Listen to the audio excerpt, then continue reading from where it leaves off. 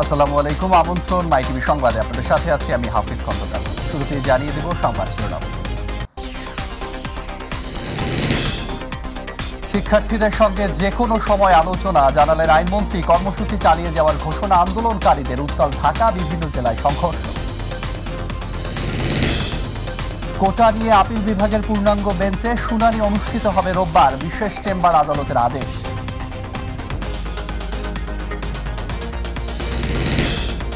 কোটা আন্দোলনের সুযোগ নিয়ে বিএনপি জামায়াত পুরনো অগ্নিসন্ত্রাস শুরু করেছে বললেন ওবায়দুল কাদের। ঐক্যবদ্ধভাবে প্রতিহত করার আহ্বান। দেশের মৎস্য খাতের উন্নয়নে নানা পদক্ষেপ নিয়েছে সরকার বললেন প্রধানমন্ত্রী। গভীর সমুদ্র সম্পদ আহরণ ও ব্লু ইকোনমিতে নজর দেওয়ার তাগিদ।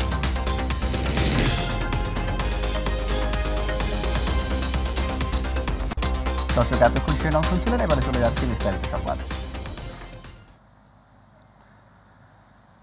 শিক্ষার্থীরা সময় দিলেই যে কোনো সময় কোটা সংস্কার নিয়ে আলোচনায় বসার জন্য শিক্ষামন্ত্রী আইনমন্ত্রীকে প্রধানমন্ত্রী দায়িত্ব দিয়েছেন বলে জানিয়েছেন আইনমন্ত্রী আনিসুল হক।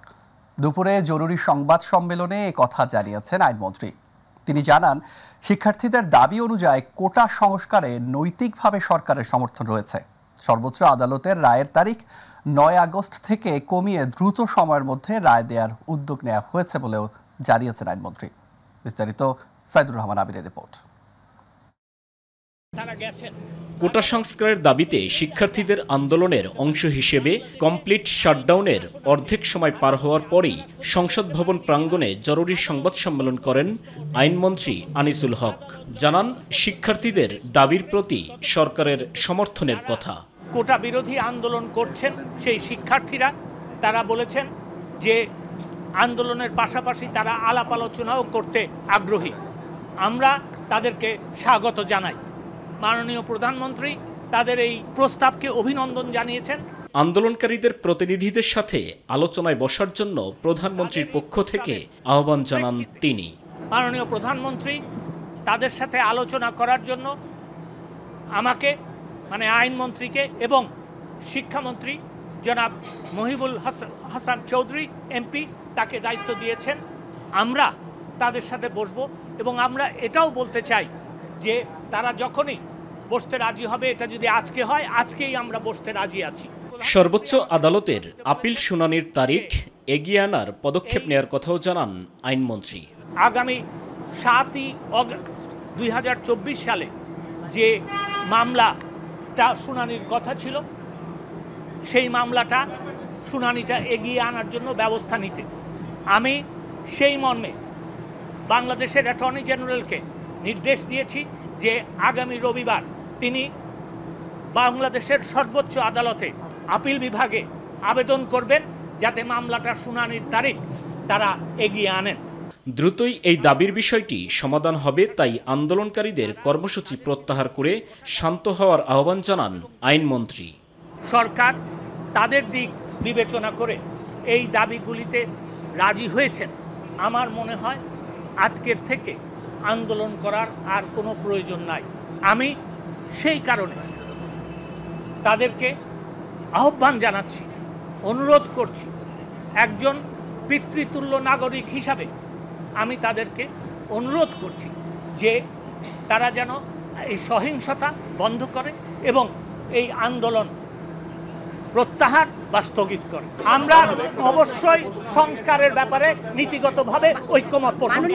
সাইদুর রহমান আবির, মাই টিভি, ঢাকা।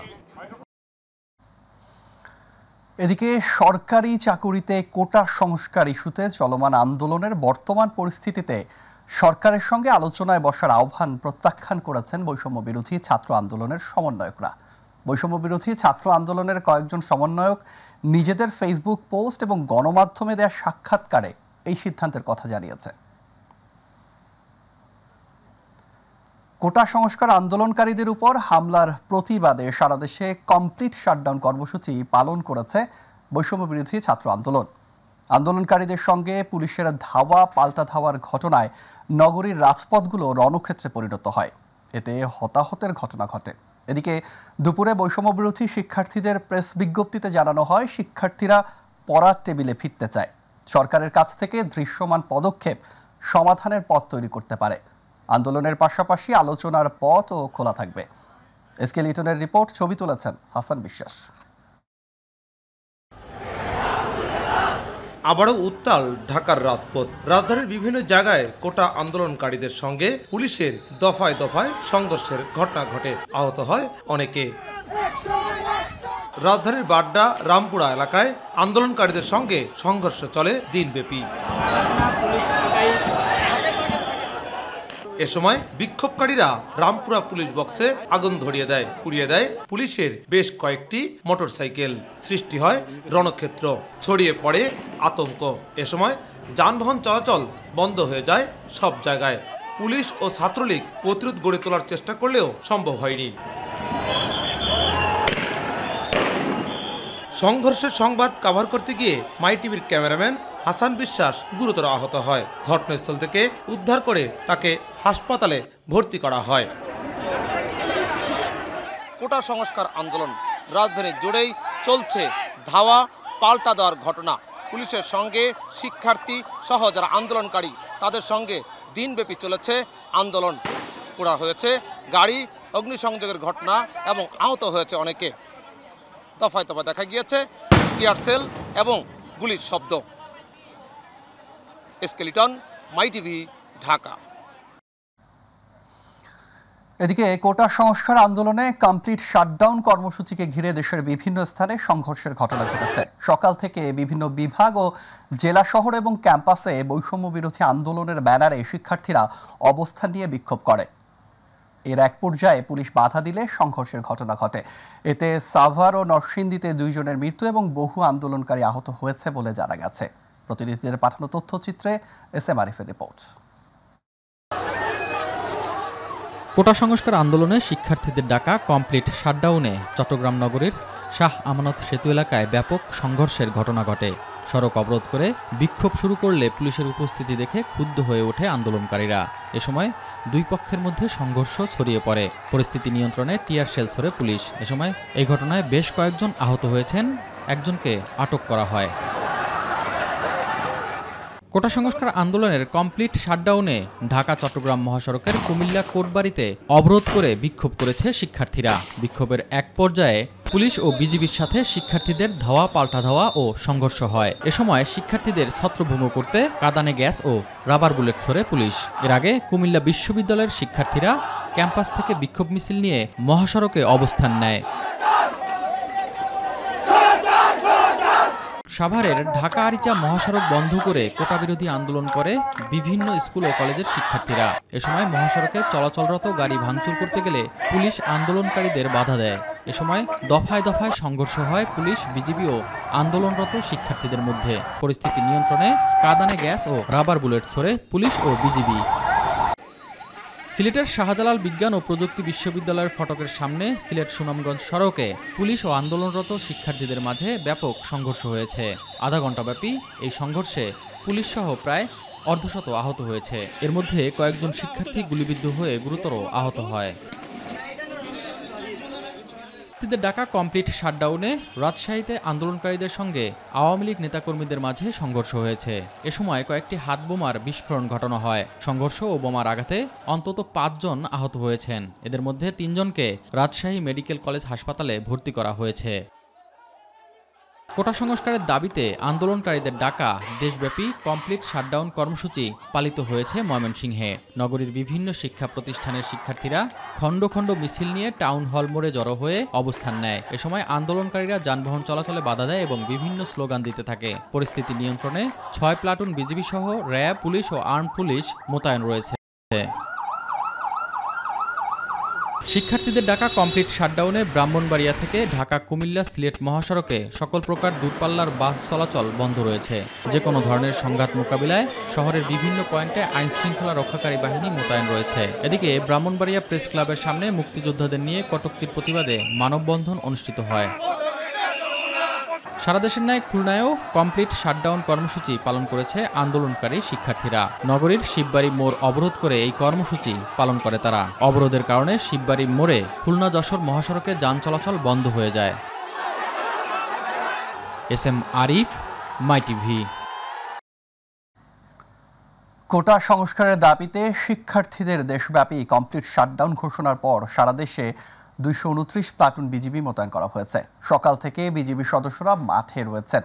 একই দিন সকালে বিজিবি সদর দপ্তর থেকে জানানো হয়েছে, কমপ্লিট শাটডাউনের কর্মসূচিকে কেন্দ্র করে আইনশৃঙ্খলা পরিস্থিতি স্বাভাবিক রাখতে ঢাকা সহ সারা দেশে 229 প্লাটুন বিজিবি মোতায়েন করা হয়েছে। এদিকে কর্মসূচি ঘিরে র্যাব পুলিশের পাশাপাশি আনসার মোতায়েন রয়েছে।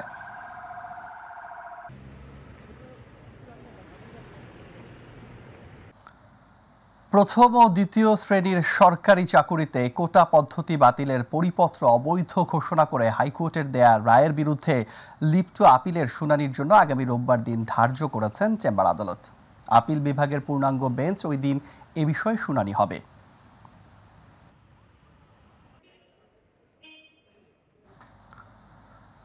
চলমান পরিস্থিতির কারণে এইচএসসি ও সমমানের আগামী 21, 23 ও 25 জুলাইয়ের পরীক্ষা স্থগিত করেছে বাংলাদেশ আন্তঃশিক্ষা বোর্ড সমন্বয় কমিটি। বৃহস্পতিবার আন্তঃশিক্ষা সমন্বয় কমিটির এক বিজ্ঞপ্তিতে এ তথ্য জানানো হয়েছে।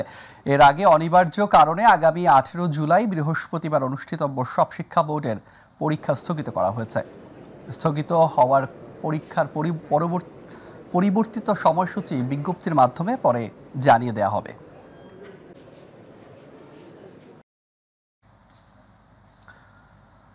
কোটা আন্দোলন এখন আর শিক্ষার্থীদের আন্দোলন নয়। এটি সুযোগ নিয়ে জামাত বিএনপি সেই পুরনো অগ্নিসন্ত্রাস শুরু করেছে বলে মন্তব্য করেছেন আওয়ামী লীগের সাধারণ সম্পাদক, সড়ক পরিবহন ও সেতুমন্ত্রী ওবায়দুল কাদের। দুপুরে ধানমন্ডিতে আওয়ামী লীগ সভাপতির রাজনৈতিক কার্যালয়ে সংবাদ সম্মেলনে তিনি কথা বলেন। মুক্তিযুদ্ধের চেতনার সকল শক্তিকে ঐক্যবদ্ধভাবে অগ্নিসন্ত্রাস প্রতিহত করতে রাজপথে নেমে আসার আহ্বান জানান ওবায়দুল কাদের।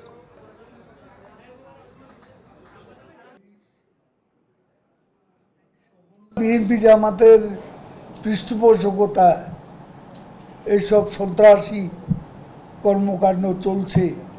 কোটা আন্দোলন সরকার বিরোধী আন্দোলনের রূপ নিয়েছে এবং আজকে শিক্ষার্থীদের ক্যাম্পাস ভিত্তিক আন্দোলনের পরিবর্তে সারা বাংলাদেশে এখন অগ্নিসন্ত্রাসের আন্দোলন শুরু হয়েছে এবং গত রাত থেকে আজ পর্যন্ত সেই অশুভ লক্ষণই আমরা দেখতে পাচ্ছি।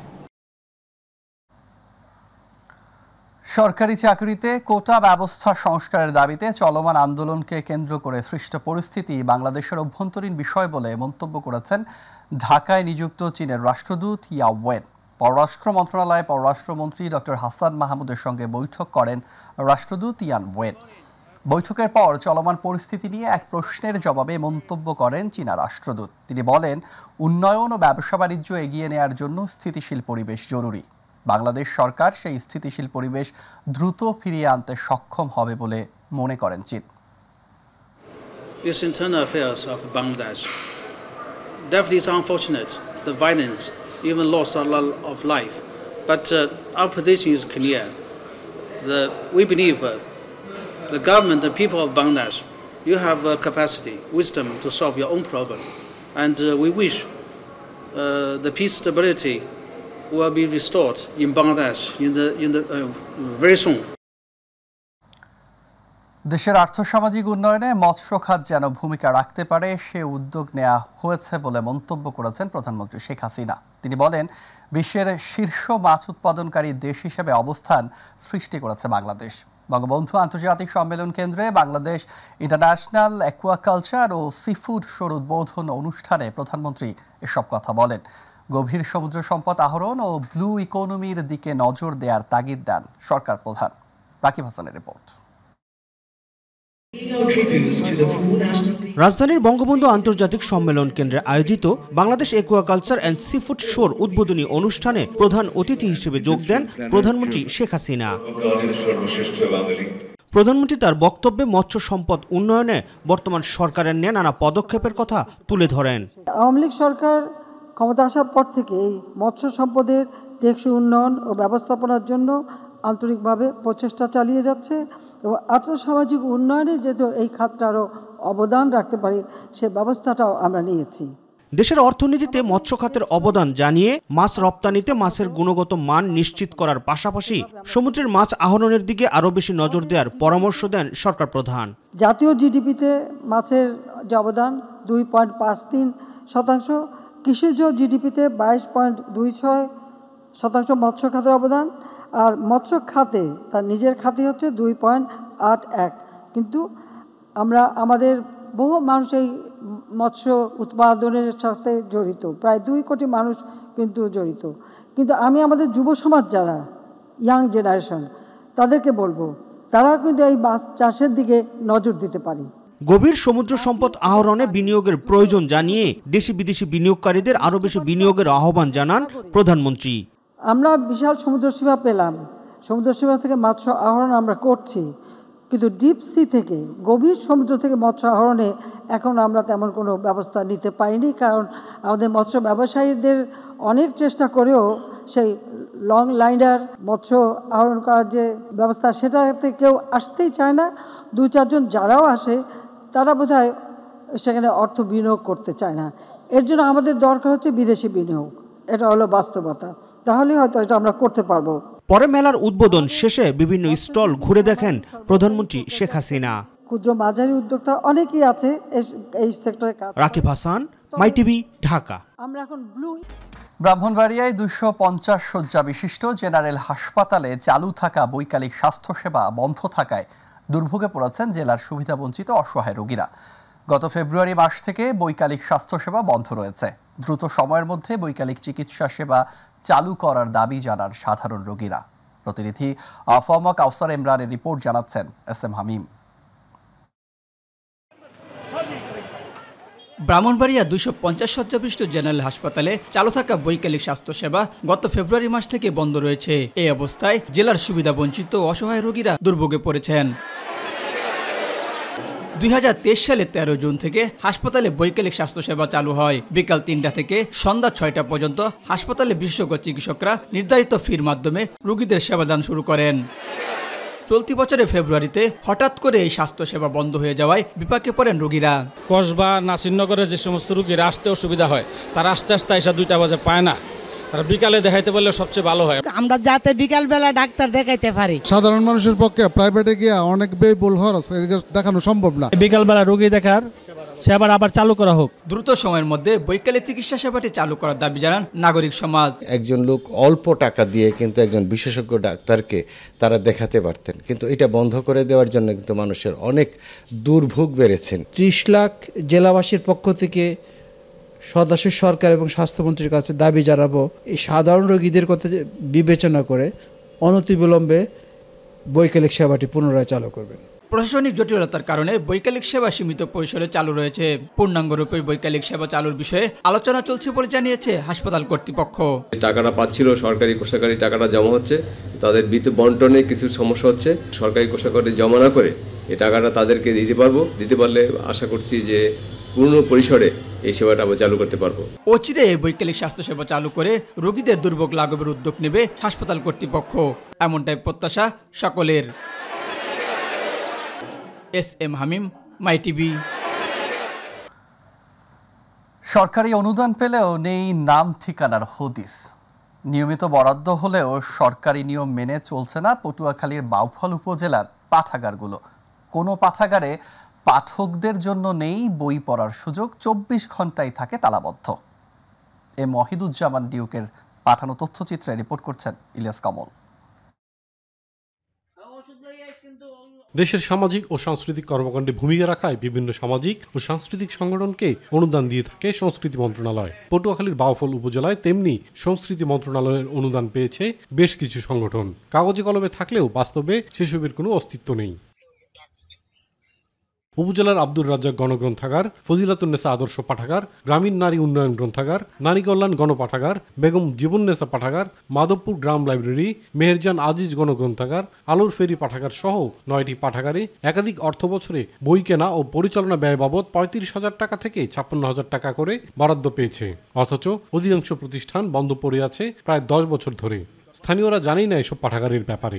ফজলুন্নেসা নামে পাঠাগার আমি শুনি নাই আর দেখিও নাই। এই যে এই লাইব্রেরিটা এইটা কোনো সময় আমরা খুলতে দেখি নাই। এখানে লাইব্রেরি আছে কিনা বা কার্যক্রম চলে কিনা বা কি করে, হ্যাঁ, এ ব্যাপারে আমার কিছু জানা নাই। কিছু কিছু পাঠাগার নামমাত্র থাকলেও রক্ষণাবেক্ষণের অভাবে ও দীর্ঘদিন বন্ধ থাকায় ধুলার আস্তরণে ঢাকা পড়েছে। কিছু পাঠাগারে রয়েছে নির্মাণ সামগ্রী ও পরিত্যক্ত মালামাল। অনেক পাঠাগারে আবার থাকছে মানুষও। একটু ভাঙ্গা দেখেন হইন্দিয়া আমার কিছু কাগজপত্র নষ্ট হয়েছে, পুনরায় আমি রেজিস্টারটা সব আবার ফাইনাল করিয়া চালাই যাবেন। এসব অনিয়মের বিষয়ে সংশ্লিষ্ট উপজেলা নির্বাহীকে কঠোর নির্দেশনা ও প্রয়োজনীয় ব্যবস্থা গ্রহণের নির্দেশনা দেওয়া হবে বলে আশ্বাস দিয়েছে জেলা প্রশাসক। আচ্ছা ঠিক আছে, আমি ইউনুস সাহেবকে বলছি শুধু দেখে এটা ব্যবস্থা গ্রহণ করবে। ইউনুস সাহেবরা দেখবেন, তারা যদি কোনো কাজে ব্যর্থ হন সেক্ষেত্রে আমি সেভাবে হস্তক্ষেপ করব। শিক্ষা ও সংস্কৃতি ক্ষেত্রে পাঠাগারের ভূমিকা অপরিসীম, তবে পাঠাগারগুলো পরিচালনার সুষ্ঠু তদারকির প্রয়োজন বলে মনে করেন স্থানীয়রা। ইলিয়াস কমল, মাই টিভি। দর্শক, সংবাদের একেবারেই শেষ প্রান্তে আমরা যাবার এই শিরোনামগুলো জানিয়ে দিচ্ছি আরও একবার। শিক্ষার্থীদের সঙ্গে যে কোনো সময় আলোচনা জানালেন আইনমন্ত্রী। কর্মসূচি চালিয়ে যাওয়ার ঘোষণা আন্দোলনকারীদের। উত্তাল ঢাকা, বিভিন্ন জেলায় সংঘর্ষ। কোটা নিয়ে আপিল বিভাগের পূর্ণাঙ্গ বেঞ্চে শুনানি অনুষ্ঠিত হবে রোববার। বিশেষ চেম্বার আদালতের আদেশ।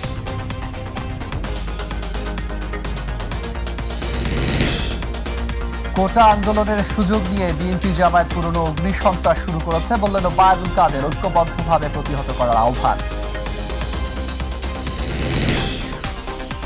দেশের মৎস্য খাতের উন্নয়নে নানা পদক্ষেপ নিয়েছে সরকার বললেন প্রধানমন্ত্রী। গভীর সমুদ্র সম্পদ আহরণ ও ব্লু ইকোনমিতে নজর দেওয়ার তাগিদ।